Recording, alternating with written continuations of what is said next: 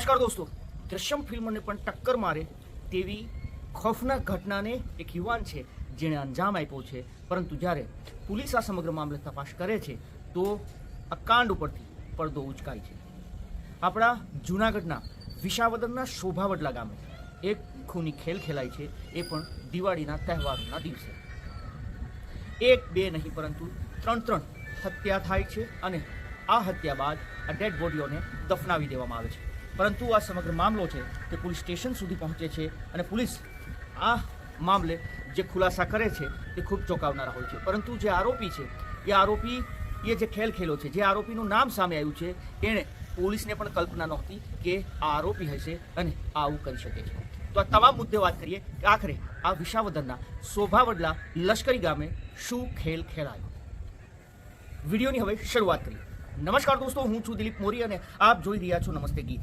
જૂનાગઢ જિલ્લાનું વિસાવદર ગામ અને આ વિસાવદર તાલુકાનું શોભાવડલા લશ્કરી ગામ છે. આ શોભાવડલા લશ્કરી ગામ છે તેના 1 કિલોમીટર પહેલા એક ખોડિયાર મંદિરનો આશ્રમ આવે છે. આશ્રમમાં છેલ્લા 28 વર્ષથી ગૌસ્વામી પરિવાર રહે છે. આમ તો આ પરિવાર છે તે મૂળ મધ્યપ્રદેશ કે ઉત્તર પ્રદેશ તરફનો છે, પરંતુ તે લોકો અહીંયા પર છેલ્લા 28 વર્ષથી રહે છે. આ પરિવારની અંદર જે પિતા હોય છે એનું કોરોનામાં અવસાન થાય છે, પરંતુ એક માતા છે જે માતા પોતાના 2 દીકરા સાથે અહીંયા પર રહેતી હોય છે. આશ્રમની આ છોકરા છે તે સેવા કરતા હોય છે.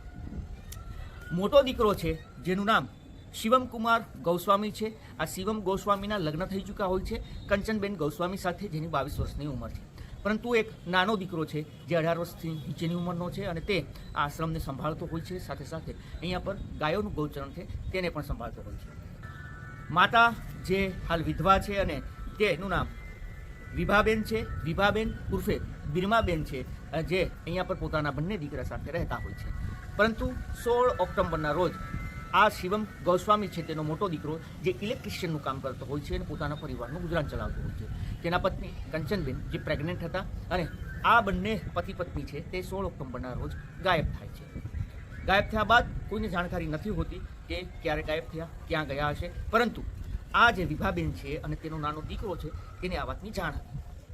તે 21 ઓક્ટોબરના રોજ આ કંચનબેન છે તેના પિતાને, આ જે શિવમ ગૌસ્વામી છે તેનો નાનો ભાઈ છે, તે ફોન કરે છે પોતાના ભાઈના સસરાને કે તેના જમાઈ મતલબ કે તેનો ભાઈ અને ભાભી છે તેનો અકસ્માત થયું છે અને તેનું મોત થયું છે. તેના જે કંચન ગૌસ્વામી છે તેના ભાઈને પણ આ વાતની જાણકારી મળે છે અને તે કહે છે કે ક્યાં બન્યું છે અને શું બન્યું છે. પરંતુ આ જે 18 વર્ષથી નીચેનો સગીર છે તે એવું કહે છે કે ખૂબ ગમખ્વાર અકસ્માત હતો. અમે ગયા પરંતુ ડેડ બોડી છે તેને સીધી પીએમમાં લઈ ગયા છે જેથી ના જોઈ શકાય. સામેવાળા વ્યક્તિઓએ હોસ્પિટલમાં તપાસ કરી તો હોસ્પિટલમાં આવી કોઈ જાણકારી ન હતી. ત્યારબાદ પોલીસને, જૂનાગઢ પોલીસને ફોન કરે છે, પરંતુ પોલીસ પણ કહે છે કે આવો કોઈ કેસ અમારા સુધી પહોંચ્યો નથી. ત્યારબાદ આ જે સગીર છે તે ફોટો અને વિડીયો મોકલે છે અકસ્માતના, પરંતુ તેમાં શંકા જાય છે કે અકસ્માત આમનો નહીં પરંતુ અન્ય કોઈનો હોય તેવું લાગે છે. આવી ચર્ચાઓ છે. સમય થોડો વીતે છે, પરંતુ સામે જે કંચનબેન ગૌસ્વામી છે તેના પરિવારજનો ચિંતિત હતા. તેને કંઈક શંકા કુશંકા લાગતી હતી, જેના કારણે આ વાતની જાણ છે તે વિસાવદર પીઆઈને કરવામાં આવે છે. વિસાવદર પીઆઈ છે તે આ સમગ્ર મામલે તપાસ કરે છે કે આખરે શું થયું છે, આ બંને લોકો કેમ ગાયબ છે. પોલીસ તપાસ કરતાં કરતાં એક ખોડિયાર આશ્રમે પહોંચે છે, જ્યાં આ ઘરની અંદર, આ ઘરની નજીક એક વાડો છે. એ વાડામાં જાણવા મળે છે કે 3 ડેડ બોડી છે તેને દફનાવેલી છે. પોલીસને જાણકારી મળે છે કે અહીંયા કોઈને દફનાવેલું છે અને તેના કારણે પોલીસ છે ત્યાં ખોદકામ શરૂ કરાવે છે. 31 ઓક્ટોબરના રોજ ત્યાં ખોદકામ છે તે પોલીસ શરૂ કરાવે છે. સૌ કોઈ ત્યાં જે જોનારા લોકો છે તે સૌ કોઈ ચોંકી જાય છે, કારણ કે ત્યાં 1 2 નહીં પરંતુ 3 જીવ છે તેને દફન કરી દેવામાં આવ્યા હતા. અને હવે પોલીસ માટે આ કોયડો ઉકેલવો ખૂબ જરૂરી હતું, કારણ કે 3 હત્યા કોણે કરી હશે, કેમ કરી હશે, તે પોલીસ માટે સૌથી મોટો સવાલ હતો. પોલીસે તપાસનો ધમધમાટ શરૂ કરે છે અને જે મૃતક છે, જે ડેડ બોડી દફનાવવામાં આવી હતી, તેમાં આ બંને ડેડ બોડી છે તે નગ્ન અવસ્થામાં હતી. મતલબ કે તેના કપડાં કાઢેલા હતા શિવમ ગૌસ્વામીના, અને તેની પત્ની જે પ્રેગ્નન્ટ હતી તેની અંદર બાળક હતું. એના બંનેના જે કપડાં છે તે કાઢેલી હાલતમાં, દાટેલી હાલતમાં બંને મળી આવે છે. 5 ફૂટ ઊંડો ખાડો ખોદવામાં આવે છે. શિવમને દાટ્યા બાદ તેની ઉપર તેની પત્નીને રાખવામાં આવે છે, જેનું માથું છે તે શિવમના પગની ત્યાં રાખવામાં આવે છે. ડેડ બોડીને બહાર કાઢ્યા બાદ તેને પીએમમાં ખસેડવામાં આવે છે. તે કોહવાયેલી હાલતમાં મળી આવે છે, પરંતુ પોલીસ હવે અહીંયાથી તપાસ શરૂ કરે છે અને તપાસનો દોર છે એ શિવમના નાના ભાઈ મતલબ કે 18 વર્ષની નીચેનો સગીર છે ત્યાં જઈને અટકે છે. તેની પૂછપરછ કરે છે તો ખૂબ ચોંકાવનારા અને ખૂબ મોટા ખુલાસા થાય છે. શિવમ જે મૃતક છે તેનો જ નાનો ભાઈ છે તે પોલીસ સમક્ષ ભાંગી પડે છે અને તે જે બોલે છે તે સાંભળીને સૌ કોઈ છે તે ધ્રુજી ઉઠે છે. જી હા દોસ્તો, 16 ઓક્ટોબરના રોજ તેણે પોતાના જ ભાઈને પતાવી દેવાનો પ્લાન કર્યો હતો.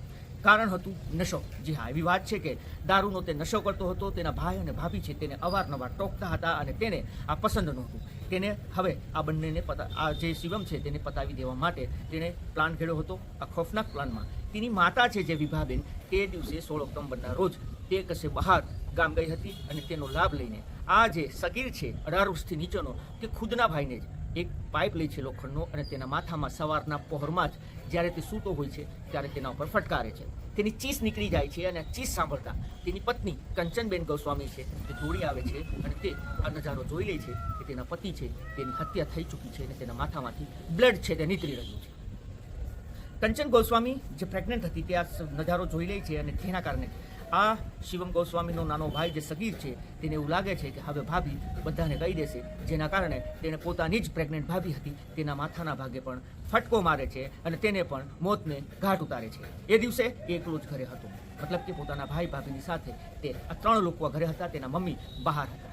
ત્યારબાદ તે બપોર સુધી ખાડો ખોદે છે ત્રિકમ લઈને એક વાડાની અંદર. ત્યાં નજીક 5 થી 6 ફૂટનો ખાડો ખોદ્યા બાદ પોતાના ભાઈને અને પ્રેગ્નન્ટ ભાભીને ત્યાં દફન કરી દેવામાં આવે છે. વહેલી તકે લાશ છે તે નષ્ટ થાય, કહોવાઈ જાય તે હેતુથી તેના કપડાં છે તે પણ કાઢી લેવામાં આવે છે અને બંનેને નગ્ન અવસ્થામાં તેની અંદર દફનાવી દેવામાં આવે છે. ચોંકાવનારી બાબત એ છે કે જ્યારે તેની મા આવે છે ઘરે ત્યારે પોતાના દીકરાને પોલીસના હવાલે કરવાના બદલે પોતાના જ દીકરાને બચાવવામાં લાગી જાય. જી હા દોસ્તો, એવી જાણકારી છે કે તેની માતા જ્યારે ગામડેથી બહાર આવે છે ત્યારે આ શિવમ ગોસ્વામીનો નાનો ભાઈ જે હત્યારો છે તે પોતાની માને કહે છે અને તેની મા છે તે પાઇપ ઉપરથી અને જ્યાં બ્લડના છીટા ઉડ્યા હોય છે એ છીટાને ધોવામાં મદદ કરે છે. તેનું પાપ છુપાવવામાં તેની માતા જ મદદ કરે છે અને એક દીકરાને ખોયા બાદ બીજો દીકરાને તે બચાવવા માટે આ પ્રયાસ કરતી હોય છે. આ સમગ્ર મામલે ખૂબ ચોંકાવનારા અને ખૂબ મોટા ખુલાસા થયા છે અને હવે આ મા અને બેટા બંનેની પોલીસે અટકાયત કરી છે અને જેલ હવાલે કર્યા છે. એ બંનેની પૂછપરછ ચાલી રહી છે કે આખરે આમાં કોણ કોણ અન્ય સામેલ હતું કે કેમ, શું એક્ઝેક્ટ કારણ છે મોતને ઘાટ ઉતારવાનું, આ તમામ મુદ્દે પોલીસ છે તે આગામી દિવસોમાં ખુલાસા કરી શકે છે. દોસ્તો, ક્રાઇમની ઘટનાઓ છે તે દેશ, દુનિયા અને રાજ્યની અંદર વધી રહી છે ત્યારે આપણા ગરવા ગિરનારની ગોદમાં મતલબ કે વિસાવદર શહેરની નજીક આવેલું શોભાવડલા લશ્કરી ગામ છે જે સાધુ સંતોની ભૂમિ જ્યાં આવેલી છે. આ ગામની અંદર આવું કરુણ જે એક આશ્રમ છે જ્યાં ખોડિયાર માતાનો આશ્રમ છે ત્યાં આવી ખોફનાક ઘટનાને અંજામ આપવામાં આવ્યો છે અને આખરે આ સમગ્ર મામલે ભંડાફોડ થયો છે. આ તમામ મુદ્દે આપનું શું કહેવું છે, આપનું શું માનવું છે, આપ જરૂરથી અમને કમેન્ટ કરીને જણાવજો. અમારો હેતુ કોઈને નુકસાન પહોંચાડવાનો કે બદનામ કરવાનો નહીં, માત્ર આપણે સચેત અને જાગૃત કરવાનો છે. આપ અગર અમારી ચેનલ ઉપર નવા હોય તો જરૂરથી નમસ્તે ગીત યુટ્યુબ ચેનલને સબસ્ક્રાઇબ કરી લેજો. અગર આપ આ વિડીયો ફેસબુક અથવા તો ઇન્સ્ટાગ્રામ પર જોતા હોય તો ફોલો કરી લેજો. ફરી મળીશું આવી જ એક ક્રાઇમની ઘટના સાથે. ત્યાં સુધી રજા આપશો. ધન્યવાદ.